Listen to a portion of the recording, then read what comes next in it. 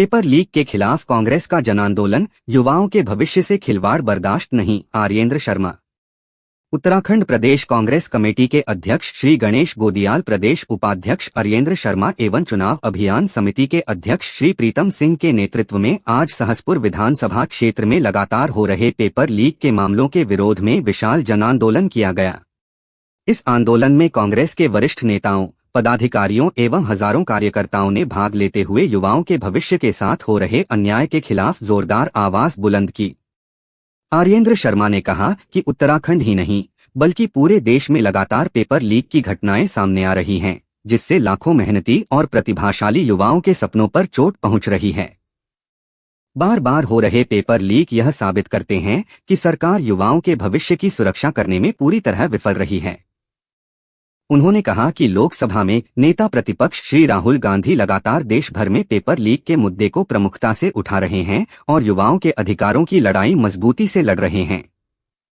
इसके बावजूद केंद्र और राज्य सरकारें इस गंभीर समस्या पर प्रभावी कार्रवाई करने के बजाय मौन बनी हुई हैं। आर्येंद्र शर्मा ने हाल ही में उत्तराखंड तकनीकी विश्वविद्यालय में सामने आए पेपर लीक मामले का उल्लेख करते हुए कहा कि इतनी गंभीर घटना के बावजूद प्रदेश के शिक्षा मंत्री के कान पर जूं तक नहीं रेंगी। दोषियों पर कठोर कार्रवाई करने के बजाय सरकार मामले को दबाने का प्रयास कर रही है, जो अत्यंत दुर्भाग्यपूर्ण है। उन्होंने स्पष्ट कहा कि आज हजारों कांग्रेस कार्यकर्ताओं ने युवाओं के भविष्य की रक्षा के लिए स्वेच्छा से गिरफ्तारी दी है।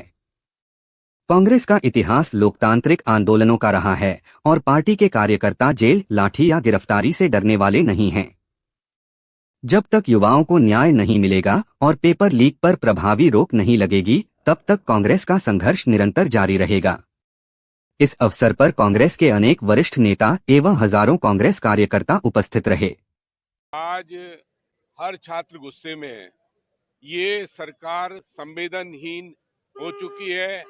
जो है ये वीर माधव सिंह भंडारी जी, जो प्रौद्योगिकी टेक्निकल यूनिवर्सिटी है, वहाँ पेपर लीक का मामला जो है वो सामने आया और छात्र जो है अपने हक की लड़ाई जंतर मंतर पर जिस तरीके से सरकार ने लहू लुहान किया, हमारे छात्रों के लिए लाठियां बरसाई गई, उससे पता लगता है कि अपने अहंकार में डूबी हुई सरकार है। ये छात्रों पर जो है इतने अत्याचार कर रही है और आज तक उस शिक्षा मंत्री का इस्तीफा नहीं किया। इनके लिए केवल छात्रों के भविष्य की चिंता नहीं है, केवल अपनी राजनीतिक महत्वाकांक्षा और कुर्सी की चिंता है। आज भी जो है शिक्षा मंत्री कैसे बने हुए हैं, जवाबदेही तय नहीं है। जवाबदेही का लोकतंत्र के इस जो है सबसे बड़े, दुनिया का सबसे बड़े देश में लोकतंत्र का क्या महत्व रह जाता है जब जवाबदेही नहीं है सरकार की। सरकार जो है सवालों से दूर भाग रही है और छात्रों के भविष्य के साथ खिलवाड़ कर रही है। पेपर लीक सरकार है ये, और इसमें जो है इतनी सारी कमियां हैं।